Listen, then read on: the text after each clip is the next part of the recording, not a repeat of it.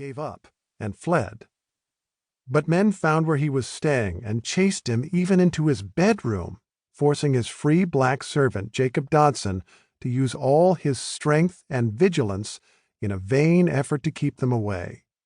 A St. Louis newspaper declared, "This is the strongest manifestation of the Oregon fever that we have yet witnessed." It was one episode in the life of John Charles Frémont, among the most famous men of his time. He had risen from obscurity just since 1842, when he commanded the first of his major expeditions. After traveling for months at a time, on horseback and foot, often through deep snow, he went home to Washington, D.C., to write reports to the Army about his adventures, and he told his stories so evocatively that his reports were excerpted in newspapers and published as popular books for the general public. His tumultuous arrival in St. Louis in 1845 marked a new phase in his work. The men he recruited that year deliberately rode outside the territory of the United States, crossing the mountains to reach the Pacific coast near San Francisco Bay. There, his 60 armed men helped to trigger the United States' conquest of the Mexican territory of California. This conquest was not even complete when the once impoverished young officer began buying many square miles of California real estate, where he afterward struck it rich during the gold rush of 1849. While it was natural that such a life would make him well known, Frémont's fame grew to proportions that were not easily explained. Other adventurous people of his era could hardly compare. Newspapers reported his every move. A contemporary journalist called him the Columbus of our central wildernesses, while a magazine in 1850 went further, listing Columbus, Washington, and Frémont as the world's 3 most important historical figures since Jesus Christ.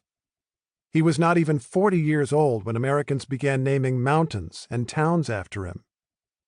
Europeans thronged to invest in his gold mining projects and followed each step of his adventures. 350,000 people attended a long-running stage show in London that featured paintings of his experiences.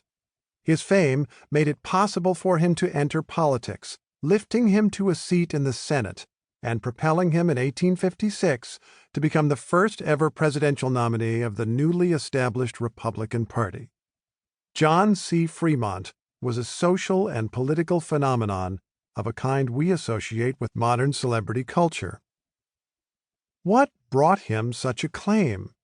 Part was earned through genuine accomplishment.